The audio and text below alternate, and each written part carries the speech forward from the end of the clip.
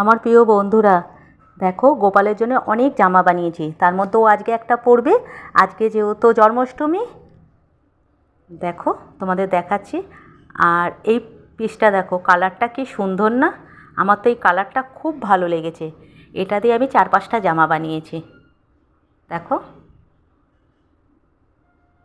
কত সুন্দর কালারটা। আর এই একটা দেখো।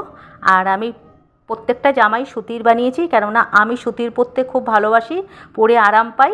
তাই জন্যে আমি গোপালকেও সুতির জামাই পরাই। এই দেখো, বললাম না এই পিসটা খুব সুন্দর আমার লেগেছে, তো এটা দিয়ে আমি অনেকগুলো জামা বানিয়েছি। দেখো দেখো, এই দেখো কেমন লাগছে তোমাদের কমেন্টে বলো।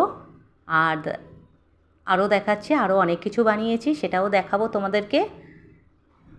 আর ওকে এগুলো তোমাদেরকে দেখিয়ে নিয়ে তারপরে গোপালকে সাজিয়ে আমি দেবো। ও প্রত্যেক জন্মাষ্টমীতে 2 দিনের জন্যে ও চলে যায় ছদ্দির বাড়িতে, মানে ওর পিসির বাড়িতে চলে যায়। হ্যাঁ, দেখো ওকে সাজিয়ে দিলে ও যাবে, এসে নিয়ে যাবে, ছোটদা এসে নিয়ে যাবে ওকে। দেখো এই দেখো, এদিকে বানিয়েছি বালিশের ওয়ার, কোলবালিশের ওয়ার, কি সুন্দর না লাগছে দেখতে। এই দেখো, এটা হলো লেপের ওয়ার। দেখো দেখো, তোষকের ওয়ারটা পরিয়ে দিয়েছি, একটা কোলবালিশের ওয়ার, কোলবালিশ আর মাথার বালিশের ওয়ার পরিয়ে দিয়েছি। হ্যাঁ, এটা 2টো করে বানিয়েছি।